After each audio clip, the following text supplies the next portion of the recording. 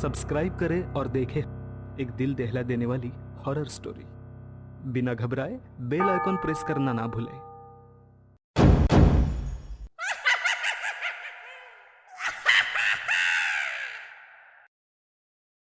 इस कथा के लेखक है हासिम नागराल। जैसे ही उसने अपने सामने की मशीन पर एक बटन दबाया, उस लड़की के शरीर से बिजली बहने लगी।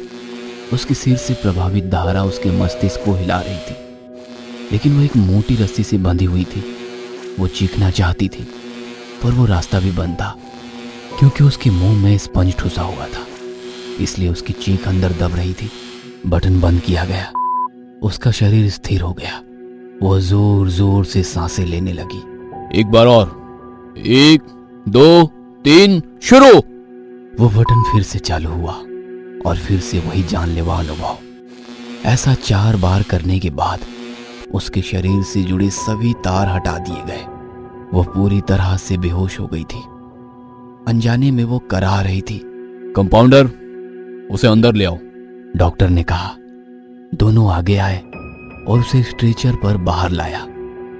जैसे ही उसे बाहर लाया गया, मैंने उससे बातें की, लेकिन वो बेहोश थी।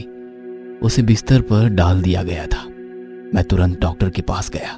डॉक्टर, अब कैसी है वो? डॉक्टर ने निराशा के स्वर में गर्दन हिलाकर बोला, देखिए, ज्यादा प्रगति नहीं है। शॉक ट्रीटमेंट जारी रखना होगा।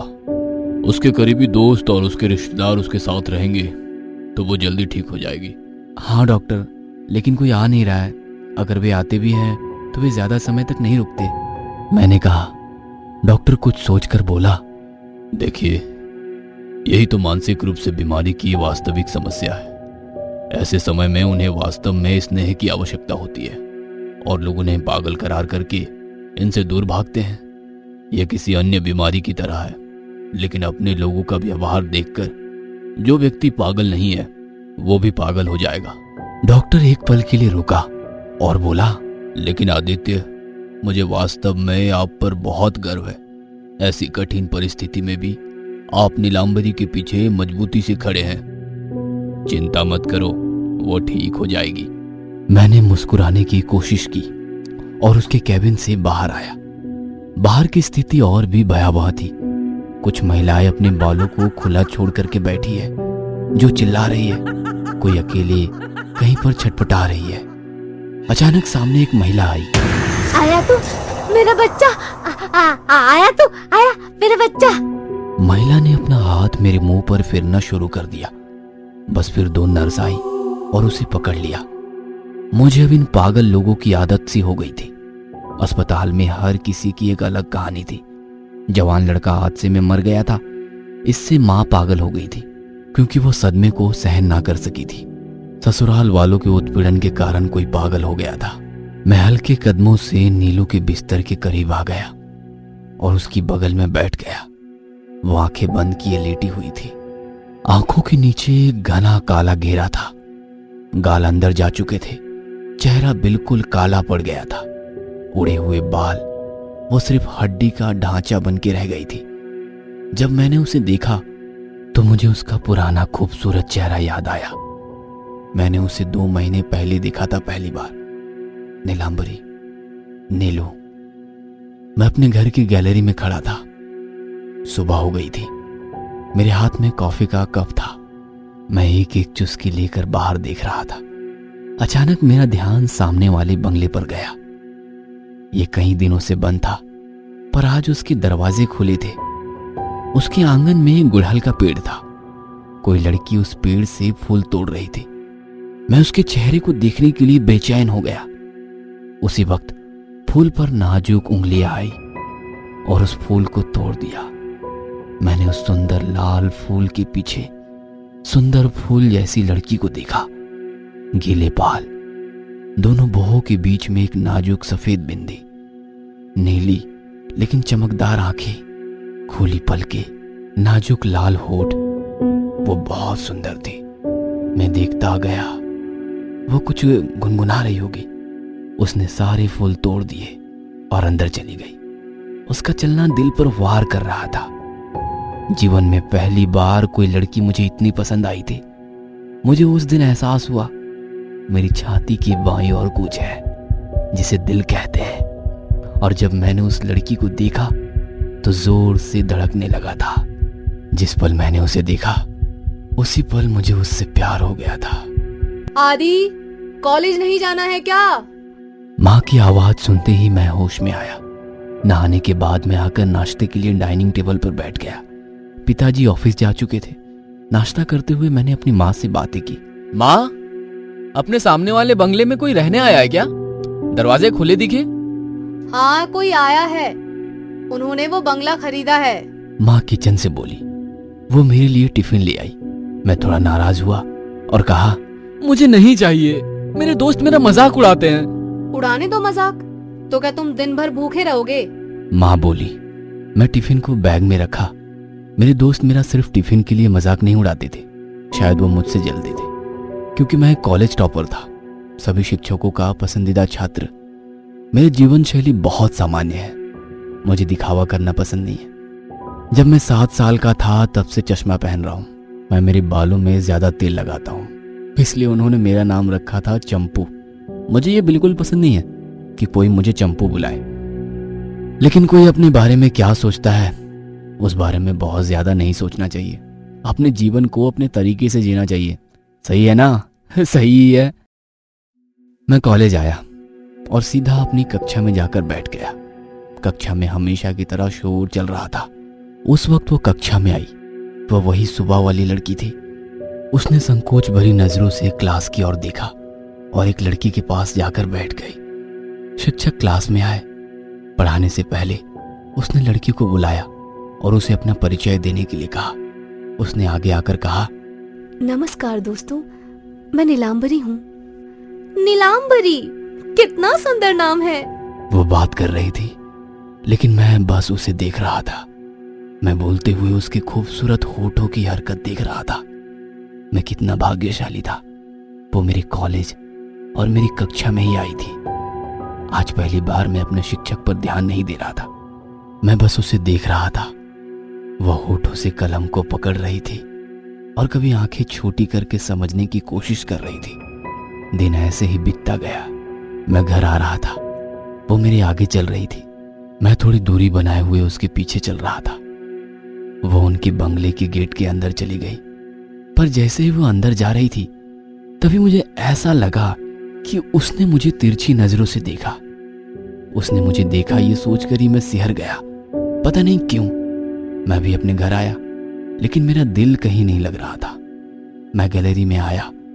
मैंने उनके बंगले को देखना शुरू कर दिया ताकि मैं कम से कम उसकी एक झलक देख सकूं।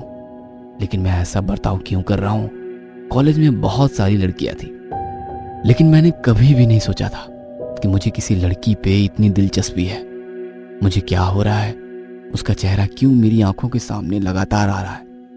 मैंने उसकी एक झलक पाने के लिए पढ़ाई छोड़कर 4 घंटे गैलरी में क्यों खड़ा हूं? कैसा है ये आकर्षण? कैसा आकर्षण?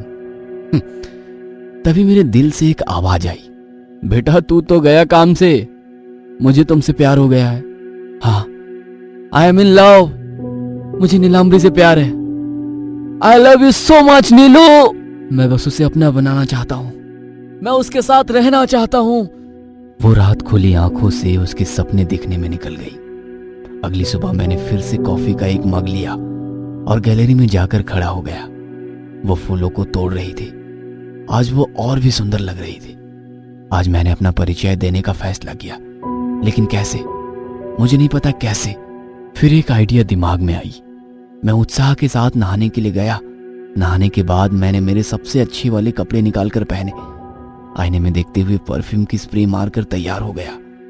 आज माँ बड़े ध्यान से देखते हुए बोली, आज किधर से दिन निकला है? इतनी जल्दी तैयार हो गए, वो भी बिना एक बार भी आवाज दिए। मैं मुस्कुराया, लेकिन कुछ नहीं कहा। मैं तैयार होकर घर से निकल गया, लेकिन वहीं रुक गया। मैं उसके बाहर आने का इंतजार करने लगा। मैं उससे बात करने के लिए बाहर आया। आप फाइनल ईयर में हो ना? नहीं, ऐसे नहीं, मैंने कल आपको देखा। नहीं यार, ऐसे भी नहीं चलेगा। मैं अपने मन ही मन तैयारी कर रहा था, तभी गेट खुलने की आवाज आई। मैं तुरंत उसके पीछे गया। वो कुछ दूर से चल रही थी। मैंने उसे बुलाने के लिए अपना मुंह खोला, लेकिन ये क्या, मेरा गला पूरी तरह से सूखा हुआ था। मेरे मुंह से शब्द ही नहीं निकल रहे थे। अचानक वो रुक गई और पीछे मुड़कर देखा। मैं भी वहीं पर रुक गया। उसकी आंखें मुझे घूर रही थी। वो मेरी तरफ आने लगी। दिल की धड़कन कानों तक सुनाई पड़ी। वो सामने आई और खड़ी होकर बोली, हेलो आदित्य। मैं चौंक गया। वो भी मेरा नाम जानती है। मैंने अपने आप को संभालते हुए कहा, हेलो, क्या क्या आप मुझे जानती हो? मेरे इस सवाल में आश्चर्य था या खुशी, ये नहीं पता, पर वो मुस्कुराई और बोली, एक्चुअली नहीं, लेकिन हम एक ही क्लास में हैं और आप क्लास के सबसे स्कॉलर स्टूडेंट हैं। मैंने सुना था कल कुछ लड़कियों से। मैं भी मुस्कुरा दिया। फिर नीलू आगे बात करने लगी। हम यहाँ रहने के लिए नए हैं। एक टॉपर लड़के के साथ दोस्ती करने के फायदे होते हैं। मैंने भौं को उठाते हुए उसको देखा। वो भी जोर से हंसी और बोली, मेरा मतलब है आपको नोट्स मिलते हैं ना? मैं भी मुस्कुराया। देखिए, मैं नोट्स दूंगा, लेकिन प्लीज मुझे आप कहकर मत बुलाना। नीलू ने कुछ देर सोचा और कहा, पर एक शर्त पर, तुम भी मुझे आप कहकर नहीं बुलाओगे? मैंने मुस्कुराकर कहा, हाँ बिल्कुल जी। आपके साथ घर में और कौन कौन है? ओह सॉरी, मेरा मतलब है तुम्हारे घर में। मैं और माँ। मेरे पिताजी अब नहीं रहे। ओह सॉरी, मुझे बुरा लगा। हम दोनों बातें करने लगे। पहली नजर में जैसा लग रहा था वैसा वो शांत नहीं थी। वो बहुत बातूनी थी। मैं बस सुन रहा था और वो बात कर रही थी। मैं सिर्फ उसके होठों की हरकत और उसके चेहरे की मासूमियत को देख रहा था। वो दिन बहुत यादगार था मेरे लिए। शाम को हम दोनों एक ही साथ घर आए। अब हम हर रोज साथ साथ कॉलेज आते जाते थे। एक दिन क्लास में सर ने पूछा, आप आगे क्या बनना चाहते हो? हर कोई अपना अपना बता रहा था। जब नीलू से पूछा गया तो नीलू खड़ी हुई और बात करने लगी। मैं काले जादू का अध्ययन करना चाहती हूँ। ये सुनते ही क्लास में सभी लोग हंसने लगे। नीलू चुप हो गई। सर भी हंस रहे थे। हंसते हंसते वो बोले, दुनिया चांद पर पहुंच गई है और तुम अभी भी काले जादू में अटकी हो। बिना कुछ कहे नीलू ने अपने बैग में हाथ डाला और एक नींबू निकाला। इतनी देर तक हंसते हुए सर और पूरी क्लास नींबू देखकर शांत हो गए। जैसे कोई मंत्र बोलते हुए उसने अपने अंगूठे को नींबू में चुबाया। नींबू से रस की जगह खून बहने लगा, लाल लाल। उसने आंखें खोली, सर की ओर देखते हुए बोली, यदि आप काले जादू में विश्वास नहीं करते हैं तो बस इस नींबू के रस की एक बूंद का स्वाद लें।